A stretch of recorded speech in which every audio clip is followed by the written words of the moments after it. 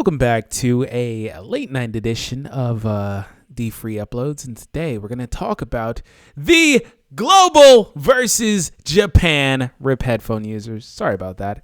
Actually, the Dokkan World War.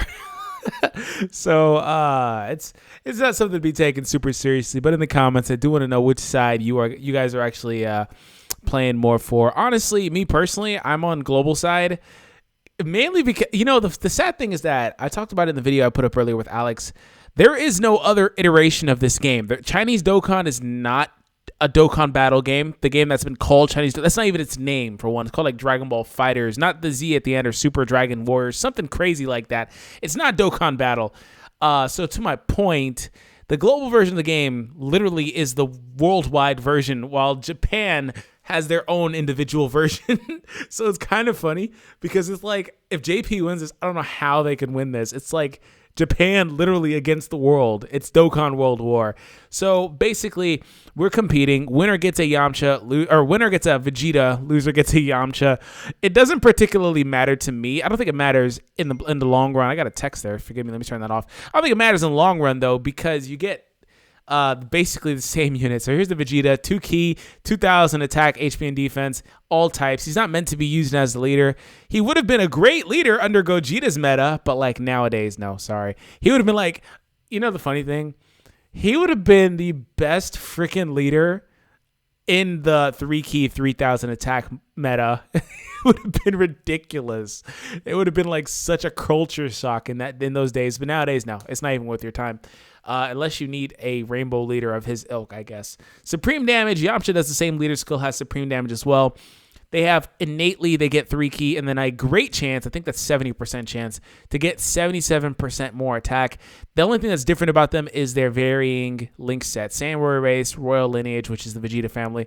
It's been renamed Saiyan Pride, Prodigies, and over 9,000, which is not over 9,000 on JP. I don't think it's called that anymore.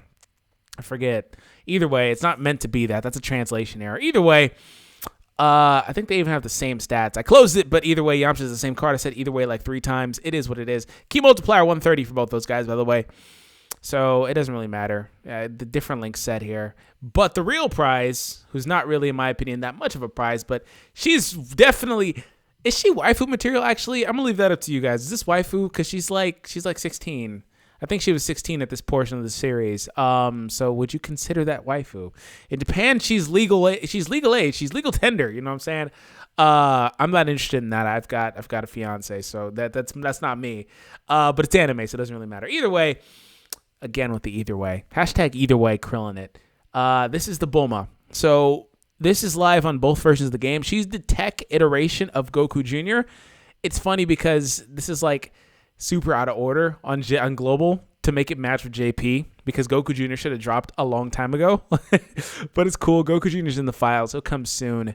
But supreme damage, she's a tanking unit, so that's cool.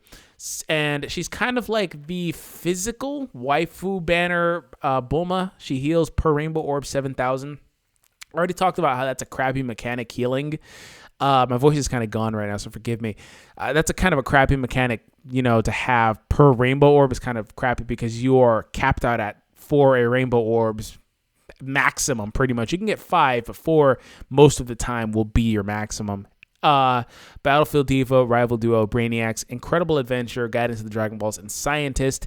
So not a very good link set in particular. Not very good base stats. This is what she awakens to. She has a great chance, by the way, of reducing incoming damage by 50%. Once again, with that great chance, I believe that's a 70% stipulation. That's actually a very, very good mitigation, especially because it's not locked behind needing to be super or normal attacked like the Vegeta cards are, or like the counters on other units and stuff like that. So she can basically be like an AGL Golden Frieza and just tank really well.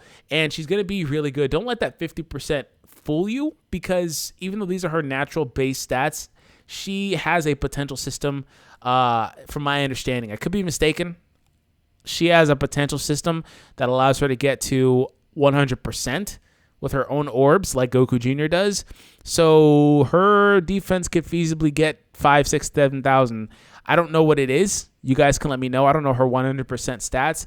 I imagine that she gets 9,000 or so HP, 9,000 to 11,000, and then same thing for this, and then same thing for this, probably about 5 to 7.